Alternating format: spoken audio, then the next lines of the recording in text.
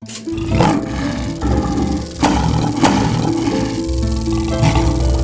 thing that a lot of beginning actors neglect to practice is transitions.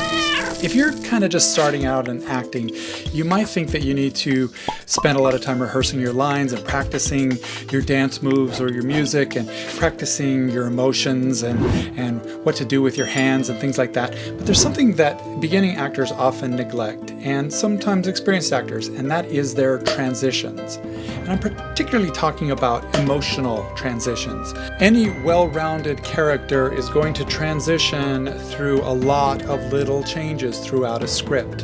And each of those little changes moves and creates a new dynamic for that character, a new emotional state, a new understanding. And so transitions are very important to practice as an actor, especially in drama, in theater, in film, where stories are heightened and there's conflict and whatnot. You often will have to change from one emotional state to another emotional state rather quickly.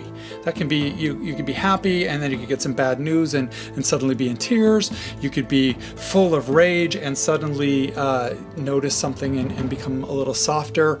Or you could be angry at someone and then suddenly break into laughter. And for a lot of actors, they'll feel awkward making a transition. It'll feel fake. And if it feels fake for you as a performer, it's going to feel fake for an audience as well. So it's your job to practice those kinds of transitions. And one exercise that I like to do is I like to look at myself in the mirror and when I'm running my lines and just practice random emotions, going from one emotional state to another as smoothly as possible. You're not getting a truthful representation of your acting by looking in a mirror, because when you turn away, you can't see what you look like. So I recommend that you actually do these exercises with a camera, record yourself, and then watch them back later. So for this exercise, take a strong emotion, let's say anger, rage, let's say rage, make it really big, and then take an opposite emotion, let's say kindness, gentleness, and let's practice going from rage to gentleness.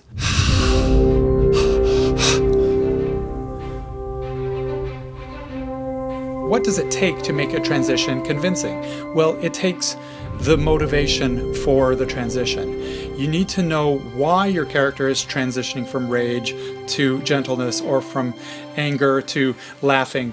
What is it that triggers it? And then you got to see that, and then you got to react to it. It takes a lot of that mental work to get from one emotion to another convincingly. So take a camera and practice going from one state to another. Practice crying and then laughing through that crying, or practice laughing and then hearing some serious news and changing suddenly to something else. And if you struggle with how to act emotions, I've got a whole series of videos on emotional acting and how to do it, how to laugh, how to cry, and even some examples of 128 different emotions acted out by me with just my face.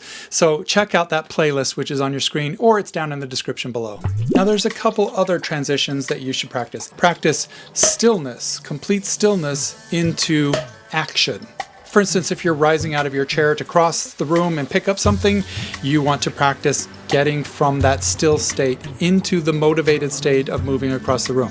You need to know where you're going, why you're doing it, and what is motivating you to go over there. Practice the transition from a sleeping to a waking state and all the little nuanced details that go along with waking up or falling asleep, going from a waking state to a sleeping state. If you're a musical theater person, you want to practice the transition from speaking into singing. Now there's a lot of technical things that go along. The music might be vamping underneath you. You need to come in on a certain beat. So it's like jumping onto a moving platform. You have to time your step just right. But I'm talking about the emotional journey from speaking to singing. For people who don't like musical theater, often their biggest complaint is, I don't believe it when actors suddenly burst into song. And that often happens as a result of actors just bursting into song with no emotional grounding for that burst.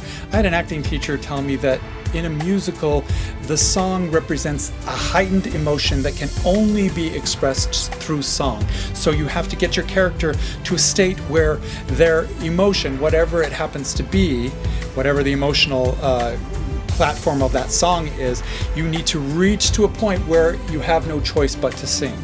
And so that's a bit of a transition.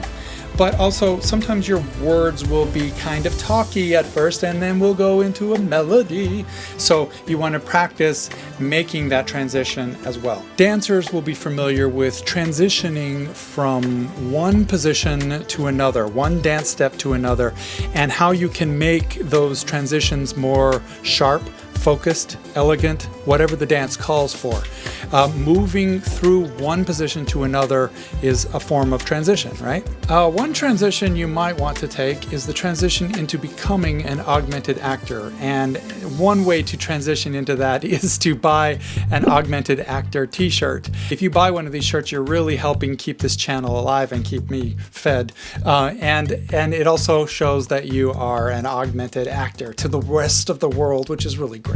So when you're practicing acting, practicing all those little transitions is just as important as practicing the beats and moments that those transitions connect. I guess that's it. Boom.